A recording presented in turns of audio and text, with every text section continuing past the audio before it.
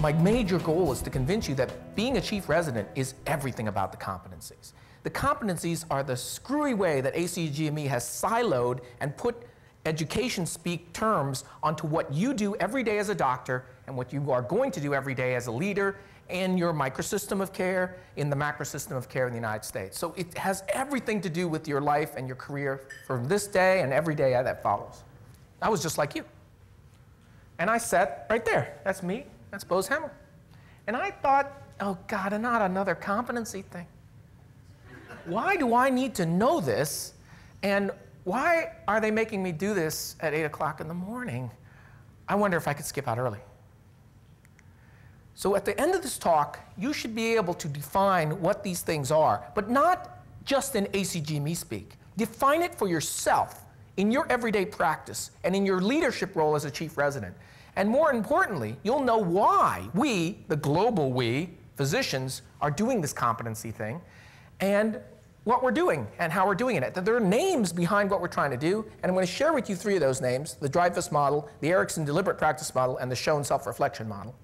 And then kind of a little bit of how we're doing and where we want to go.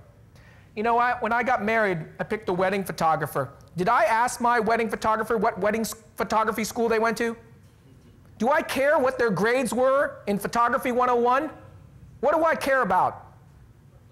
The photos. Where are those photos kept? In their portfolio. So you go, you meet them, you like them, they whip out the photographs, their portfolio, you say, I love your photos. You don't care about their credentials. You don't care about their ACGME accredited photography school. You don't care what their OCAP or USLME score was, right? You only care about the photographs. That's the goal. You will develop a lifelong portfolio that will highlight your best work, that will showcase your surgical skill set, that will show how many cases you've done and the outcomes of those cases. Your residents, they will always remember you, in fact, as their chief resident. Remember I told you the story of Dave Park and Doug Koch and myself?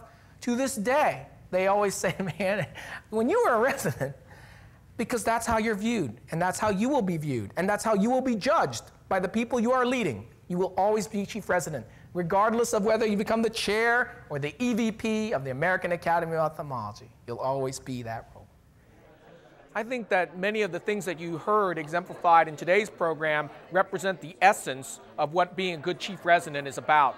It's about being smart, yes, but it's more about being a good, effective communicator, a professional who leads by example, and someone who feels comfortable in the role, but also is someone who has an open door policy, but also a closed door policy. And sometimes a closed door policy means keeping the secret to yourself and not sharing it with anyone and building that trust relationship so that the person feels comfortable bringing the problem to you to begin with.